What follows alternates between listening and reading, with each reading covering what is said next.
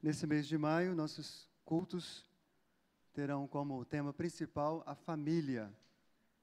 Igreja que cuida da família. Se você estiver com saúde, estiver na cidade, não falte a nenhum dos cultos.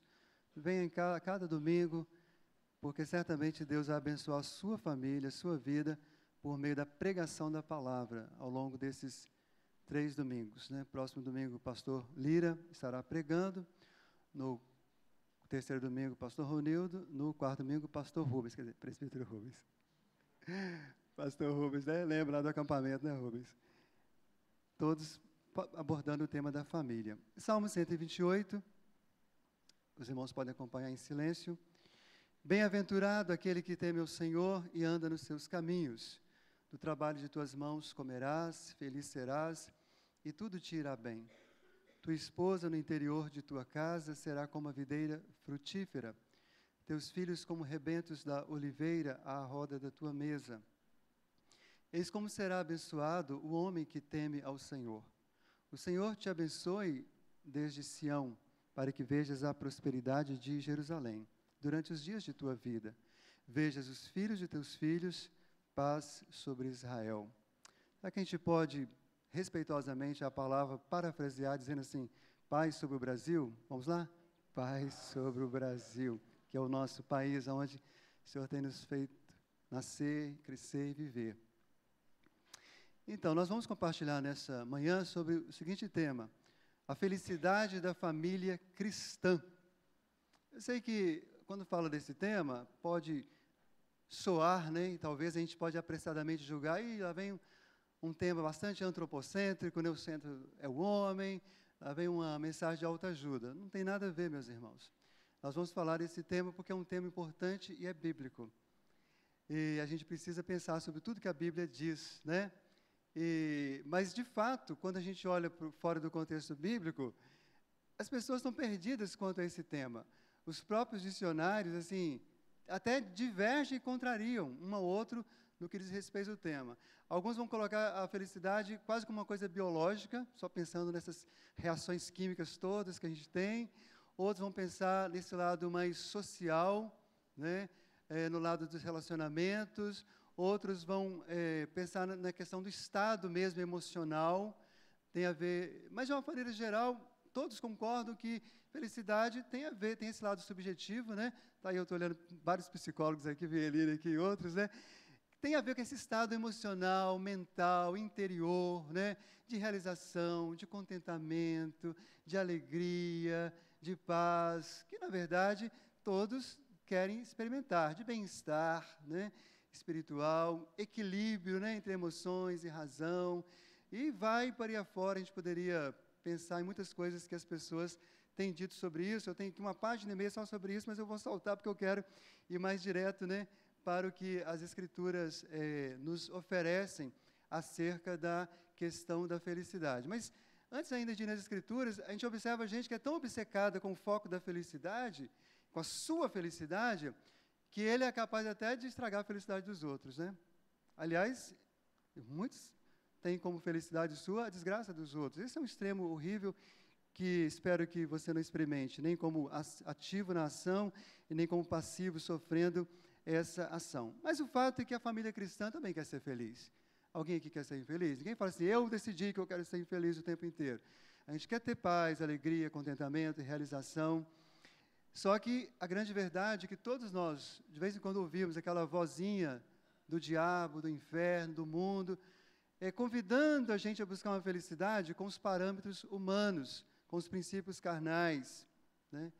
Mas os pilares da felicidade da família cristã são encontrados nas Escrituras, irmãos. A Bíblia é a nossa regra de fé e prática em tudo, inclusive nesse assunto da felicidade. Nossa regra de fé e prática sobre felicidade não são as novelas, não são os filmes, não são o que o Ministério da Educação e Cultura está ensinando, não são as ideologias do movimento LGBT, não é nada disso. Nossa felicidade é pautada nas Escrituras, e esse Salmo 128, especialmente, ele fala sobre essa felicidade. Não sei se você observou. Aí aparece a palavra feliz, né?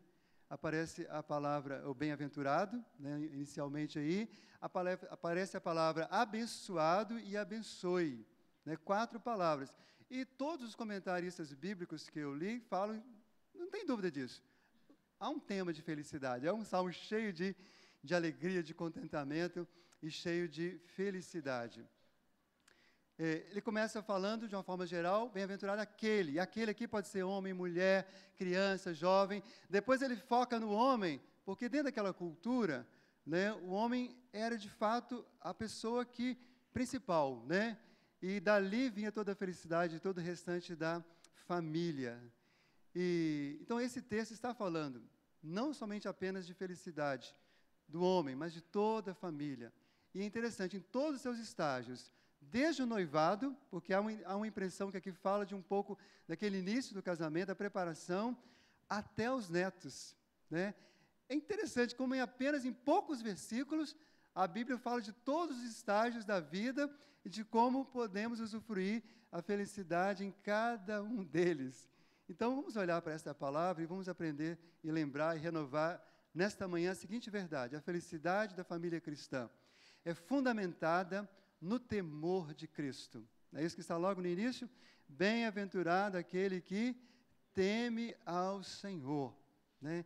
A ideia clara aqui do salmista é de um casal israelita, um homem e uma mulher, que temiam verdadeiramente o Senhor e desejavam estabelecer um lar que pudesse ser abençoado por Jeová, pelo Senhor. Como muitos jovens aqui estão tensionando isso, né? Eu tenho a alegria de aconselhar alguns jovens que estão para casar, e todos estão querendo edificar um lar que glorifica ao Senhor. Só que o detalhe é que na aliança de Deus com Israel, havia 2 lados. Havia o lado da bênção e havia o lado da maldição. Isso é muito claro, né? E quando você lê, então, Deuteronômio 28, você fica assustado, né? E eis que todas essas bênçãos seguirão. E muitas bênçãos, né? Depois ele fala, e eis que todas essas maldições também o acompanharão. Se o povo fosse obediente, Deus supriria as suas necessidades, mas se desobedecesse, ele os disciplinaria. Se a nação se voltasse para outros deuses, alguns dos primeiros alvos do julgamento do Senhor eram o lar. Primeiro que sofria, quando via um julgamento de Deus, era a família. Né? Pode observar as histórias lá de Israel. Graças a Deus, né? Nós estamos debaixo do pacto da graça. Amém, irmãos? Glória a Deus. Mas eu tenho uma notícia que talvez você esqueceu, ou precisa ser renovado, ou não sabe. Deus continua abominando o pecado e a desobediência. Amém, meus irmãos? A graça não justifica o pecado. E a família cristã também deve rejeitar o pecado e deve rejeitar a desobediência. Então, a família cristã também precisa ser temente ao Senhor, precisa reverenciá-lo, precisa procurar agradar ao Senhor, precisa obedecer a sua palavra. Família cristã, ela vive no temor de Cristo, obedecendo a palavra de Cristo. Palavra essa que para nós está revelada na Bíblia, nas Escrituras Sagradas. Obediência em tudo, inclusive na forma de constituir a família. Na criação, quando Deus começa tudo ali, diz a palavra lá claramente, façamos o homem à nossa imagem, conforme a nossa semelhança. Criou Deus, pois, o homem à sua imagem, a imagem de Deus o criou, homem e mulher os criou. Uma outra versão diz, macho e fêmea os criou. Então, para começar, uma família obediente a Cristo é uma família que se constitui de forma heterossexual, de forma monogâmica, de forma que Deus estabeleceu. Essa semana, não sei quantos chegaram a ver uma mensagenzinha que alguém publicou do pastor Augusto Nicodemos, e ele fala das pessoas que vão casando e divorciando, assim, terceira, quarta, quinta, sexta vez, e isso existe já, inclusive, dentro das igrejas. E ele falou assim, na verdade, é a opinião dele, mas eu fiquei pensando, será que ele não está certo? Que é uma maneira de alguns homens praticar a poligamia, né? Só que não ao mesmo tempo, são várias ao longo da existência, né? E é preciso que a gente pense mais sobre como Deus criou a família e vivamos de acordo com a criação de Deus. A família foi criada para manifestar a imagem de Deus. Diz, façamos o homem à nossa imagem e semelhança. Cristo estava ali dizendo isso. Então, na família, são pessoas diferentes, pessoas unidas, mas que são uma só carne. E quando elas estão tão unidas, vivendo uma só carne, elas expressam a unidade do próprio Deus, Deus Pai, Deus Filho e Deus Espírito Santo.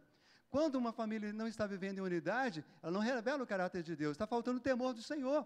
Se tem uma coisa que você deveria preocupar é com a unidade da sua família, que as pessoas estejam juntas. Não estou falando necessariamente geograficamente, porque as pessoas seguem seu caminho, mas estejam juntas no seu coração, juntas no seu pensamento, servindo ao Senhor.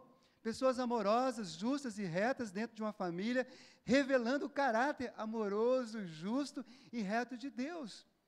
Irmãos, a justiça deve começar dentro de casa. A retidão deve começar dentro de casa. E isso acontece em famílias que temem o Senhor.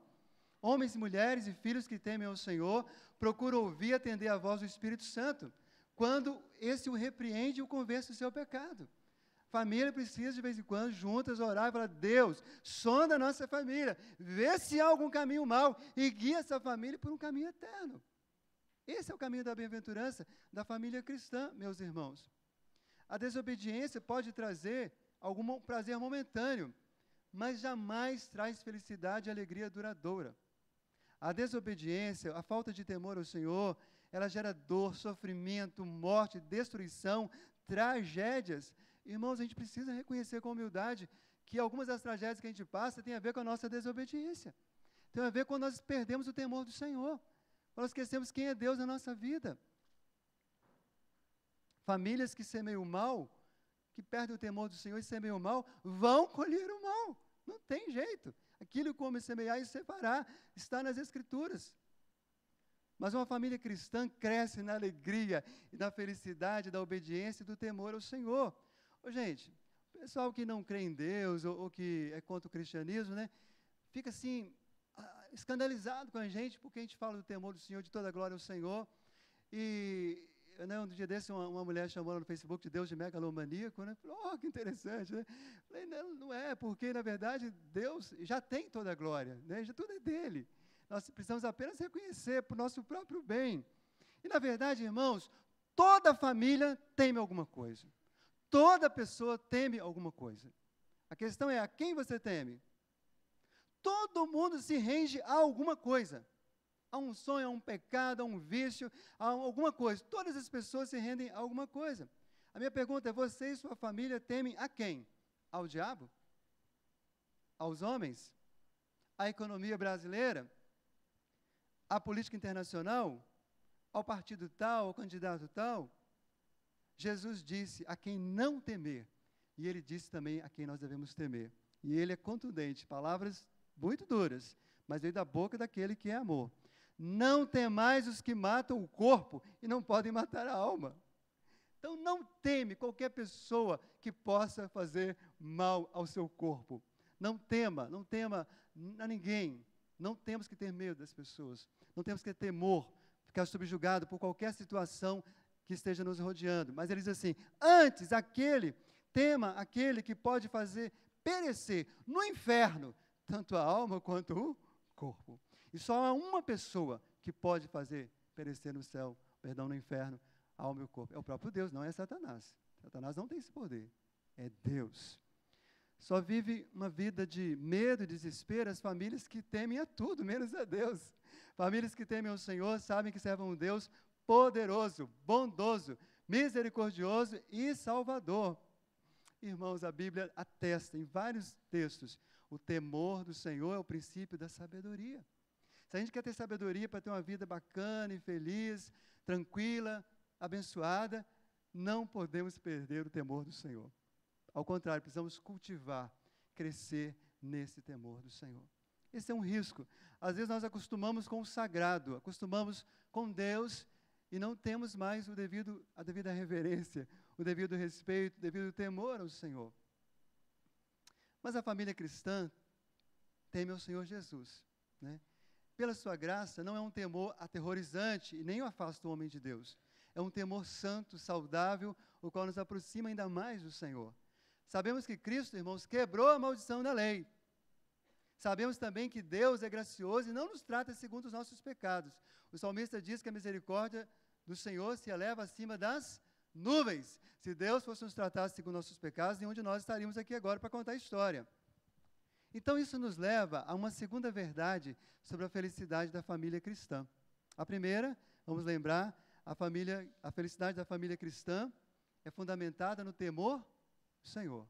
A segunda marca da felicidade da família cristã é que ela é experimentada na caminhada com Cristo.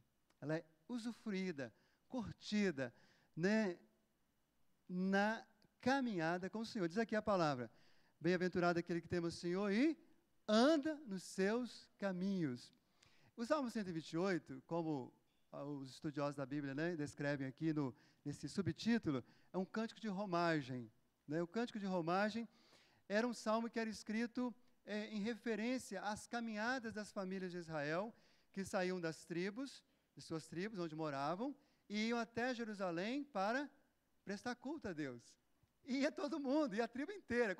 Olha, agora é a vez da família de Dan. Saía Dan, aquele monte de gente, milhares de pessoas, adultos, jovens, adolescentes, pais, vovô, vovó, crianças, todo mundo de colo, lá ia embora. Todo mundo cantando com alegria, caminhando para Jerusalém. Eles iam de Jerusalém para cultuar ao Senhor, mas eles tinham uma certeza clara de que Deus já estava com eles. A alegria não seria somente quando estivesse cultuando em Jerusalém. Era uma alegria que os acompanhava durante a sua caminhada. Lembra daquele Salmo 122, que nós já decoramos de cor muitas vezes? E alegrei-me quando me disseram, vamos a...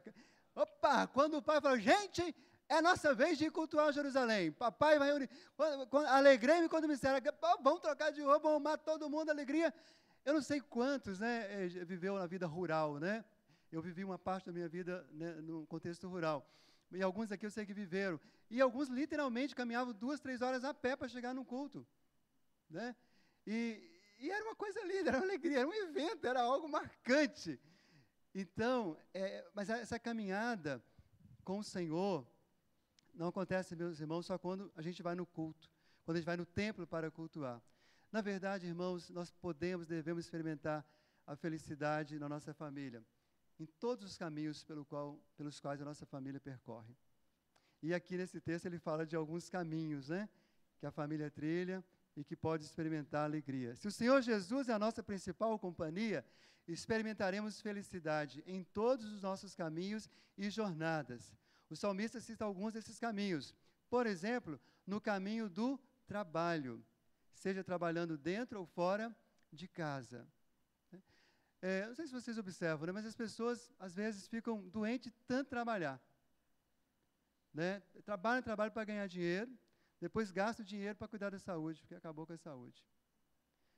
Isso é muito comum. Trabalham exageradamente a vida inteira, depois não tem nem tempo nem saúde para ser feliz, para ter tempo, porque não conseguiram conciliar. Mas quando Jesus está presente, quando o nosso trabalho é para a glória de Deus, quando experimentamos a felicidade em Cristo, nós podemos trabalhar muito e ainda ter muita alegria, muita felicidade, né? Bom, agora chegou a hora, né? Quem estava ontem lá no aniversário de Divânia vai lembrar, né? A hora de eu contar, né? Magna, aguenta aí, filha. Vamos lá.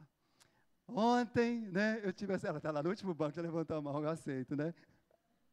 Mas ontem eu tive essa felicidade, né? Eu quase tirei uma foto e coloquei, não, isso aí já está vendo muita vaidade, né? Mas eu tive a alegria pela primeira vez, meus irmãos, de limpar os vidros daquela varanda do pé até o teto. Foi umas 4 horas de serviço, por dentro e por fora, ficou um negócio bom. Mas havia, irmãos, de verdade uma alegria. Sabe por quê? Porque o Senhor estava ali comigo. Porque eu estava fazendo para abençoar a minha família. Quando o Senhor está presente, irmãos, tudo fica bem. Tem pessoas que nunca ficam felizes em lugar nenhum. Está desempregado, está infeliz. Está trabalhando, está infeliz. Trabalha em casa, está infeliz. Trabalha em outro lugar, está infeliz. Está faltando Jesus, está faltando comunhão com o Senhor, meus irmãos. Se Cristo está presente, temos alegria tanto para trabalhar, quanto para descansar. Eu, infelizmente, sou do extremo oposto, né? Hoje, Deus tem me curado mais sobre isso, mas tinha muita dificuldade de ter alegria em descansar. Mas Deus tem trabalhado, cada dia eu estou aprendendo mais, né? Acho que a maior prova vai ser agora, esses 2 meses sabáticos. Há 2 meses sem estar fazendo o que eu faço há 23 anos, que é pastorear. Mas Deus é mais, vamos para frente. Felicidade em tudo, né? Na hora de comer, diz aqui que do fruto de tuas mãos comerás. Ô, gente, comer é bom demais, amém? Quem concorda? Olha, mas quando Jesus está sentado à mesa com a gente, a comida é mais saborosa, meus irmãos. Quando o Senhor está ali na cabeceira da mesa, se alegrando com nossos amigos, com nossa família, é muito melhor. Quando a gente lembra de orar, ler a palavra de Deus, buscar o Senhor. Na caminhada do casamento, a gente pode experimentar essa presença gostosa de Jesus, né?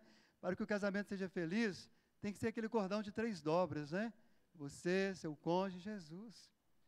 Aí faz diferença, aí a coisa caminha melhor. Porque assim foi o primeiro casamento.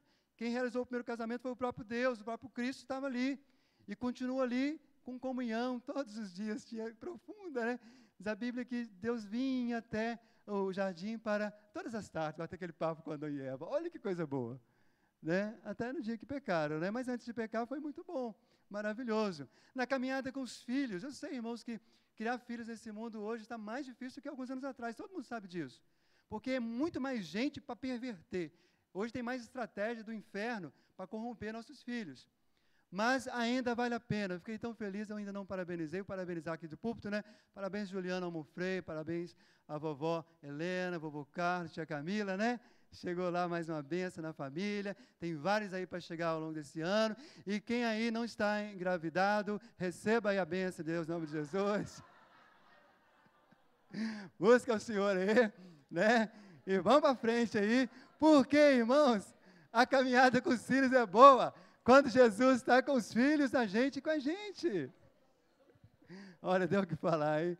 Né, quando os filhos completam 20 anos, 21, que chegam 3 horas da manhã, que a mãe fica desesperada, também é bom, porque a gente aprende a depender do Senhor de novo, buscar o Senhor de novo, ter paciência de novo, vão caminhando com o Senhor. Na felicidade, irmão, nossa felicidade na caminhada com Cristo, é claro, irmão, a gente tem que ser honesto dentro da Bíblia, ela não exclui a dor e o sofrimento, correto?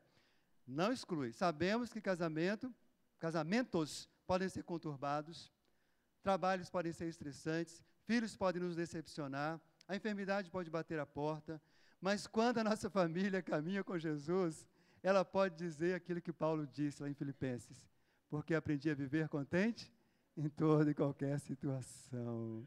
Tudo posso naquele que me fortalece. E vão para frente com o Senhor. Divino companheiro do caminho, é um hino que a gente vai cantar todo dia. Eis que estou convosco todos os dias, disse Jesus.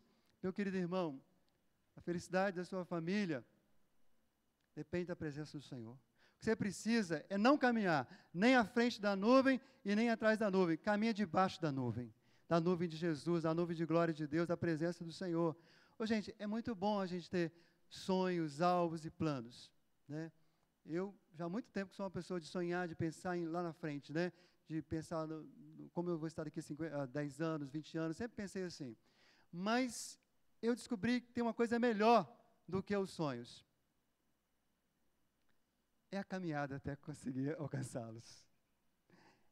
É os montes que a gente sobe, as descidas, as quedas. São os companheiros de viagem que Deus acrescenta na nossa vida, o cônjuge, os filhos, os amigos, a igreja. É muito joia, é muito bom. Irmãos, eu já dei esse testemunho, quero dar esse testemunho aqui para a glória de Deus.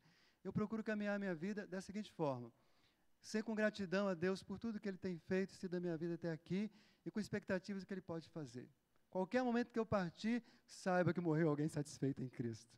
Mas alguém que sonhava e sempre estava à disposição de Deus para novos sonhos. E é assim que a gente deve caminhar, usufruindo esse tempo que Ele nos permite, até que os alvos sejam alcançados para a honra e para a glória dEle mesmos. Lembra de Esdras? Nós lemos aqui no culto hoje, né? Ele não fala assim: Senhor, quando nós chegarmos em Jerusalém, nós queremos ser muito felizes. Senhor, nós queremos suplicar ao Senhor que até chegar a Jerusalém, durante todo esse caminho, sujeito a sermos assaltados, a um exército nos matar, tantas coisas, nós queremos suplicar que nessa caminhada, o Senhor nos dê uma jornada feliz. Eles iam chegar lá felizes. Irmãos, todas as famílias que creem em Cristo estão caminhando para Jerusalém celestial. E certamente lá é incomparavelmente melhor e mais feliz. Mas o Evangelho também tem uma boa notícia para agora. Quem está com Cristo, ali já pode ser o céu. Ali já pode haver alegria. Ali já pode ter felicidade. Irmãos, para o cristão e para a família cristã, a felicidade tem um nome, e ela se chama Jesus Cristo. Está com Jesus, está caminhando, renovado, fortalecido pelo Senhor. Então, lembramos nessa manhã que a felicidade da família cristã é fundamentada no temor de Cristo. A felicidade da família cristã é experimentada na caminhada com Cristo. Em último lugar, a felicidade da família cristã é compartilhada sob a bênção de Cristo. Todo o restante do texto, verso 2 a 6, fala sobre partilha, sobre compartilhar, né? E ele diz: eis como será abençoado o homem que teme ao Senhor. Mas esse homem que teme ao Senhor, ele está no meio de gente, de família, de pessoas com as quais ele reparte a sua felicidade. Irmãos, a felicidade é uma coisa incrível. Quanto mais você divide, mais ela multiplica. Felicidade, assim, se você retém, ela fica pequena. Mas felicidade, quanto mais você compartilha com outras pessoas, mais ela é maior, ela é linda, ela é poderosa, ela é forte. Quanto mais a gente concede algum grau de felicidade ou alguma possibilidade de felicidade a alguém, mais nós recebemos felicidade. Princípio bíblico: dai e dar-se-vos-á. E esse compartilhamento começa no casamento, né? Aqui, quando fala da mulher, né, a expressão no interior de tua casa, diz um comentarista que ela refere-se aos aposentos da esposa, na parte posterior da tenda, onde ficava o mais afastado possível da entrada. A esposa fiel não era infeliz em seu próprio lar, porque cuidava dos filhos, ou porque amava com tanto carinho. A esposa infiel é que deixa a segurança e a santidade de seus aposentos e sai em busca de vítimas, lá do Provérbios, né? Irmãos, existem duas frases que expressam duas expectativas dos namorados e dos noivos, dos solteiros. Os solteiros aí, talvez, hoje já estão corrigidos quanto a isso. Mas se não for, deixa Deus corrigir agora, em nome de Jesus. Eu falo porque tinha isso no meu coração. São duas ilusões em relação ao casamento.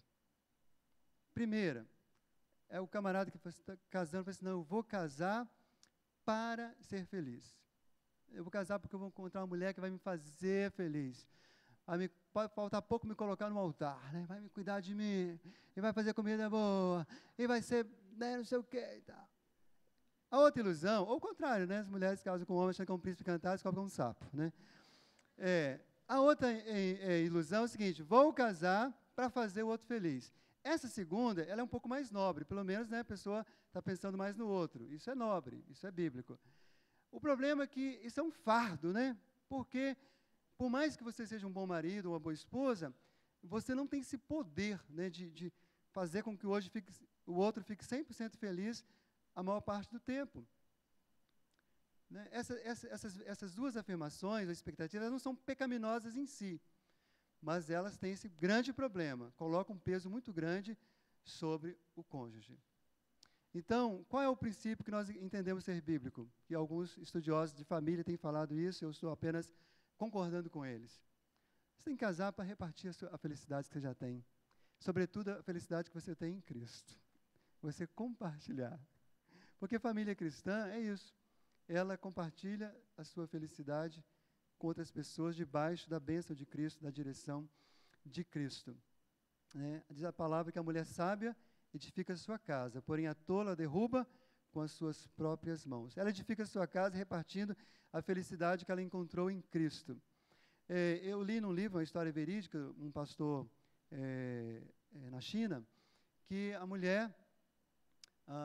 eram duas amigas, né? Começa a história, eram duas amigas, adolescentes, jovens, e namoravam certos rapazes e tal. Uma casou com um rapaz que ela amava e era apaixonada, a outra não.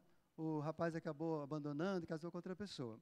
Passou um tempo, essa moça que não casou com o homem, né, que ela era apaixonada, veio se casar com outro homem.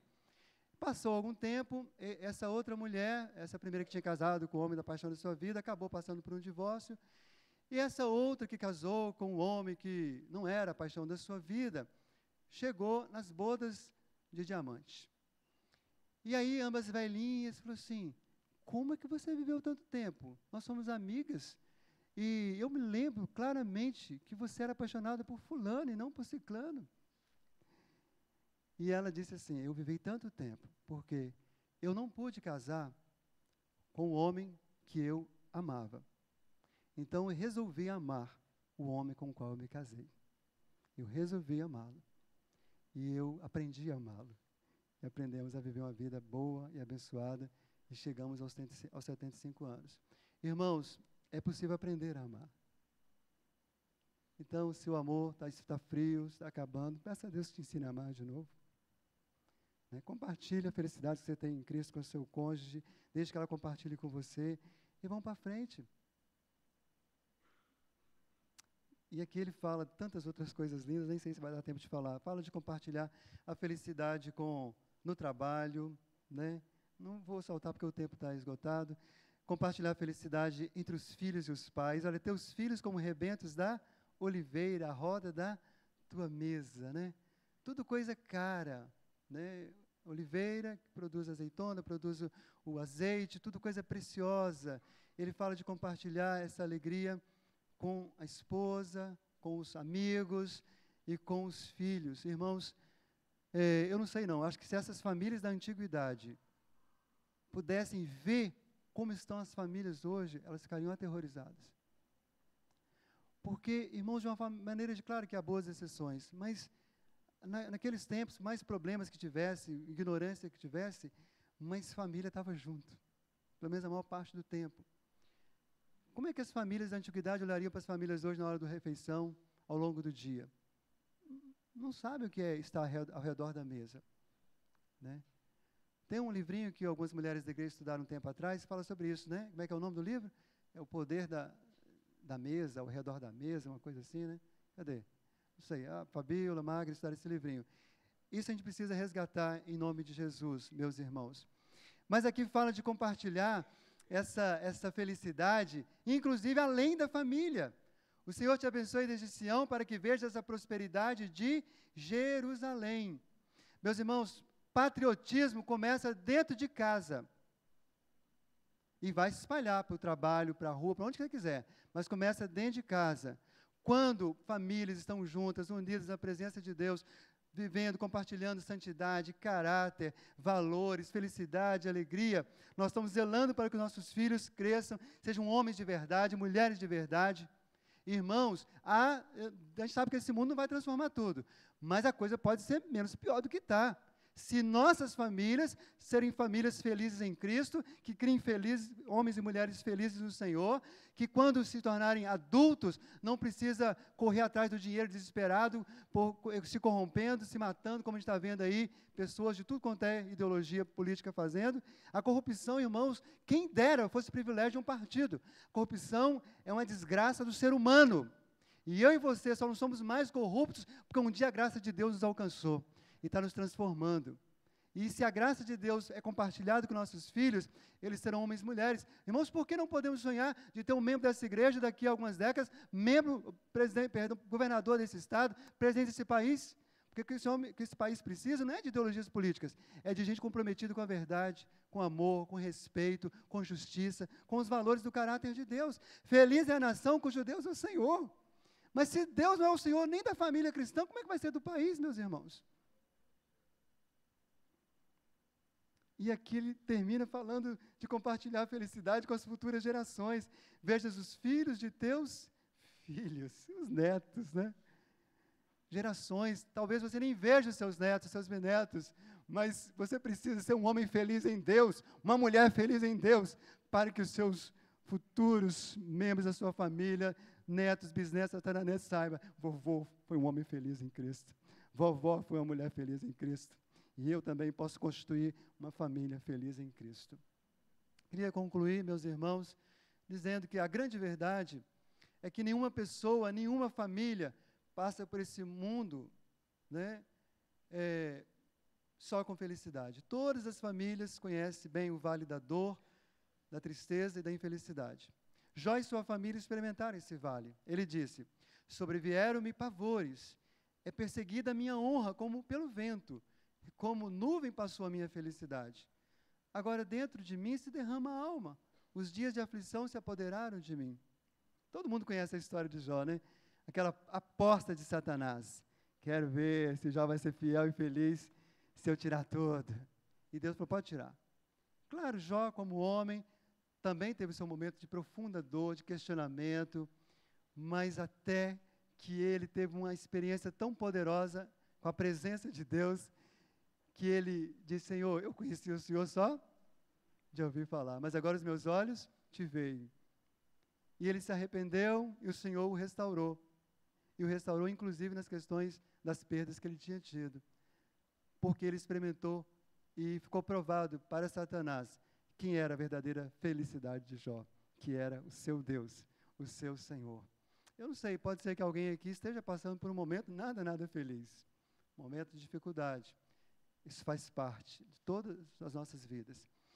Mas Deus está com você nesse momento. O tempo que Ele permitir, Ele está com você para te fortalecer e te alegrar, te renovar. E Ele vai, na hora certa, também fazer cessar para a glória dEle mesmo. Deus restaurou a sorte de Jó e pode restaurar a sua sorte também. Meus irmãos, embora a felicidade seja um tema bíblico e devamos meditar sobre ela, nosso foco não deve ser nossa felicidade, mas sim nossa fidelidade. Felicidade que vem sem fidelidade é só ilusão. Se Deus quiser fazer a mim e você feliz, primeiro Ele vai nos fazer fiéis. Deus nos abençoe. Amém. Quero convidar os presbíteros para estarem aqui à mesa do Senhor, para juntos